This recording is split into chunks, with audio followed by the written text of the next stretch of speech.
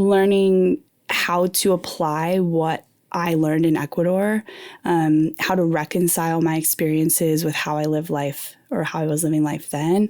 It was extremely challenging, but it built character traits in me that I use today. Hey guys, I'm Greg.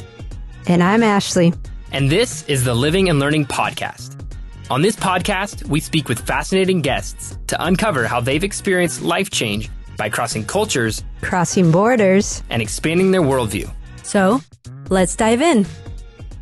Greg, it is great to be with you again. As we are jumping into this episode, one of the things that I wanted to mention was with Living and Learning, you're going to go all different places, but one of my favorite places actually is the jungle, and students getting to experience a short amount of time doing a missions trip in the jungle. And so on this episode, we're going to hear from a former alumni of ours that is going to talk about her experience in the jungle. Yeah, you sit down with Peyton Corrigan and just jump into her time mid-semester. The program takes a break and everybody piles into a bus and visits one of our long-term ministry partners, Jungle Kids for Christ. And Jungle Kids is a school, and they have a farm, and they have a boarding house. And we love the ministry of Jungle Kids. So real quick, I'm just going to read their mission statement just to kind of paint a picture for the ministry and the school that we go and visit mid-semester. So their mission statement reads, "We are an organization who is passionate about empowering children in the jungle of Ecuador so that they can break the cycle of poverty and abuse and share a message of transformation with their family, community, country, and world."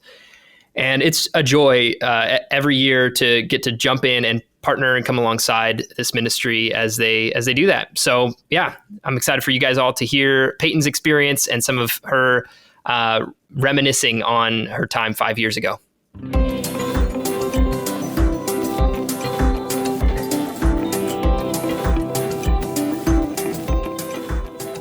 Wow, good morning. So excited to be with Peyton Corrigan today. She was a fall 27 student with us. So it's been a while since Peyton actually has been abroad with Living and Learning, but would love to kind of hear a little bit about what is happening in your life right now, Peyton. What are you up to these days?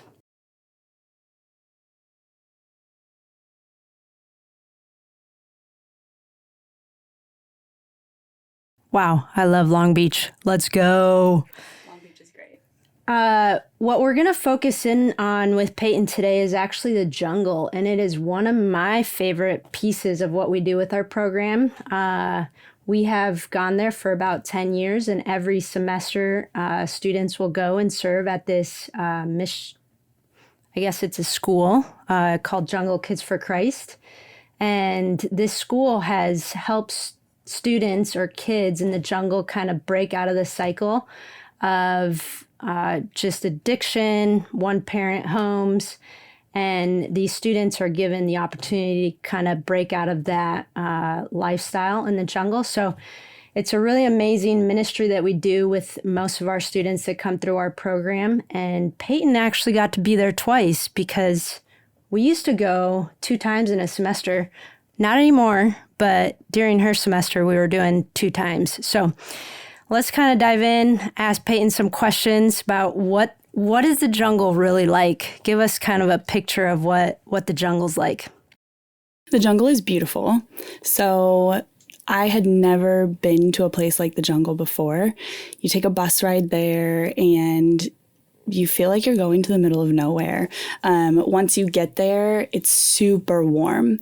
It's warm, like the climate is warm. It's very humid, but also... What happens to your hair? Bad things. Me and Peyton have the same kind of hair, the curly, and it gets nice and frizzy while you're there. Very wild, yes. Very wild. So yeah, the weather is definitely, it's different. But I would say that there is also a warmth about the community there. So it's a very small village, and it's really unique, and it was very eye-opening to me because I had never been to a place like that. The buildings are painted beautiful colors, and there are people who live in the village walking around, shopping, doing their daily jobs. So it was very eye-opening, and and they were very welcoming, which I appreciated. That's sweet. Do you remember the name of the town? Putting you on the spot. 2017. Does it start with an M? While. Yes, it does. I'm picturing they have this big sign. Yeah. With the name of the of right the by the river. Yeah. Misawashi. Yeah, I would have butchered it. I do it a little different because I grew up in Argentina, so I got the double L sounding kind of a she sound. But if you say it in Ecuador, they say Misawashi, but Misawashi is the correct way of saying it if you're Argentine. Noted. Noted. What are some fun things that you guys do in the jungle? I know when I was in RC, we actually did a little river cruise. We did a like tube thing down the river. I don't think we do that anymore. But what were maybe some fun activities that you guys did in the jungle? I would say, well, when we first got there, the first thing I did was go swim in the river, which was incredible. Just to be able to see the nature around. Also, there's like monkeys everywhere, all through the trees. So it was really cool, and the water was. Did you get to hold a monkey? I did. Whoa! What was that like? It was terrifying. They're terrifying. They're mean, really mean, and they like to steal things. Yeah. So it's not your sunglasses. I did not get my sunglasses stolen, but I'm sure someone else did. Yeah. They're very aggressive. So, but cool to look at. Cool to say that you can hold them for like a split second. Yeah. But yeah, so swimming was incredible. We did go tubing down the river, which was definitely a highlight for me. You literally just float in this tube and you look all around, and there are so many trees and the sky is so beautiful. It's hard to put words to it because it is so not unique. Yeah. It's not like anything that I've ever experienced here in the States. Like I've been whitewater river rafting and tubing in Colorado, and even I went in Iceland, but I would say like nothing compares to just being in the jungle. Yeah. Wow. I know that some of the classes nowadays actually learn how to do chocolate or make chocolate. So that's kind of fun. You guys did that? Yeah. They hike a waterfall. Did you guys do that? Yeah, we did. So there's those type of things that you do alongside of the ministry part of the students being there. So we set aside that 5-day week period for the students to do basically what we call a mission trip during their time there. So it's pretty awesome opportunity for these students to plug in and continue serving these kids at that school.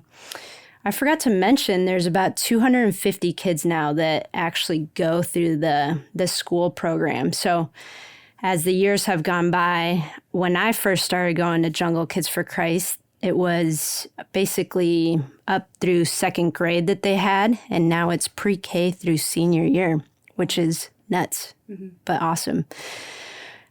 Maybe you could share with us a little bit about what is the importance of students going to the jungle during their semester. What would you say? I would say that the jungle gives you an opportunity to reflect on your experience. So when you're in Quito, obviously you're in a city, you're going to your internship, you're busy, you're living with, your house and your RC, and you adopt a normalcy to life of going to class and grocery shopping. And the jungle is a pause in your study abroad experience. And it is because you're so far away from the city and because it is so different than anything else during your study abroad experience, it allows you to connect with different people because you have different roommates. Yeah. It allows you to spend time in nature and walk around, and there's just this freedom to feeling almost as though, yes, it's a missions trip and yes, you serve, but there's almost this feeling of it's a sort of vacation and an opportunity to appreciate being in Ecuador and being in a different part of Ecuador than the city. Yeah, seeing the different places of the country, which is awesome. Mm-hmm. Maybe I get asked often, like, what are the living situations like in the jungle? Like, what does that look like? Yeah, so I was terrified. I'm thinking like we're going to the middle of nowhere and I'm going to be sleeping on cement. Maybe a hammock. Yeah, in a sleeping What did you bag. imagine and then like once you got there, were you? And I was terrified of the bugs. Like all they talk about is how big the bugs are in the jungle. Did they scare you as much as you thought? Yeah. But, I survived. Yeah. It's pretty bad. It's pretty bad. I'm not going to lie. Definitely, as a side note, like bring high socks because I've never gotten so many mosquito bites in my entire life. Like I wish someone would have told me to wear high socks. Yeah. My ankles got eaten alive. That's a side note. There are mosquitoes, so just bring your repellent. It's so rough. However, the lodgings at the jungle are so nice. Yeah. I was so pleasantly surprised. We literally got there and it was hard for me to even believe that where we were staying was so nice. And the food. Yeah, those are some of my favorite meals of what we do with our program. S1E6, lady that runs the hostel, amazing. The best food I had when I was there, hands down. I'm glad you enjoyed that part. Yeah, that's food was incredible. If you were to like say how your study abroad has impacted you, like maybe give me a picture of like how study abroad has impacted your life today. I mean, you've been out now for 5 years doing real life with little kids in LA. What does that look like? Yeah, looking back to study abroad, I can say that it was an extremely formative semester for me. Returning home after studying abroad. So I went in the fall of my senior year. And when I came back, I only had one more semester at Biola. And the readjustment and like re-entry was really difficult for me. And I think that as much as study abroad impacted me, re-entering into normal life at Biola impacted me equally, just as much.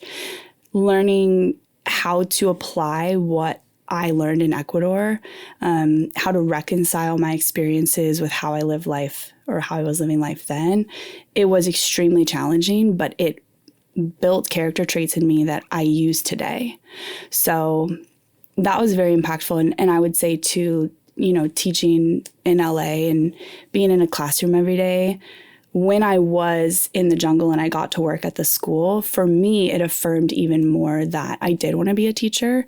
And it was something that after graduating and having to get my credential and having to go through multiple steps to get the job that I have now, the jungle was something that I held on to and something that reminded me of, yes, I am called to be a teacher, and being able to be with those kids and run camp with them and serve them in their houses or where they were living was something that I held on to. That's sweet. One of the things that I'm always amazed at is talking with students that have gone through the program and asking them how their experience went. And recently there was a girl that I was like, hey, how did your semester go?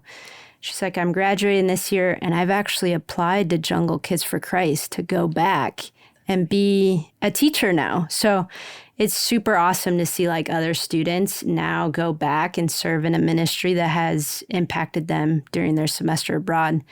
So it's cool to see how you now use it even in LA with your little kids, as you teach, and super awesome. In closing, I'd love to hear maybe one thing you would want to leave with an incoming student, like something that you maybe wish you knew or something that you would say, this is great for an incoming student to know. So something that I learned throughout my time there that I didn't expect to learn is in going to Ecuador, I didn't know anyone really when I went to study abroad. And it really opened my heart to making friends who are different from me. So living alongside people in Ecuador, it does not matter what school you come from, what year you are in college, what you're studying. The things that you experience together bond you in a way that no other experience would. Yeah. And so I would say going into it, I would tell someone to have an open heart and an open mind and to capitalize on the opportunity of living alongside people who are like-minded and who are studying abroad with you. Yeah. So some of my friends from who I made in Ecuador, I was just in a girl's wedding. She just got married. Wow, that's awesome. And yeah, I still will visit them and talk to them, like actually friends for life, which is incredible. I love that. Wow. You heard it here first. Open-mindedness into your study abroad. Thanks, Peyton, so much for coming with us today, and excited for you to share about the jungle with us.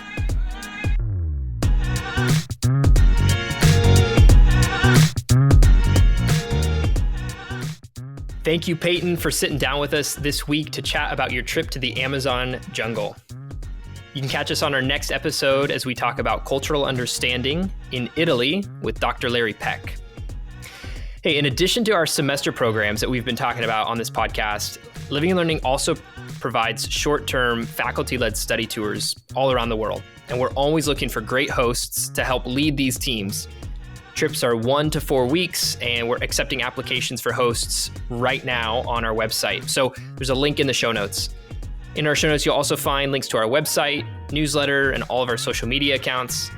Hey, do us a favor and subscribe to the podcast and leave a review. That is the best way for people to find out about what we're doing here on this podcast. Thanks for listening, and we'll see you next time.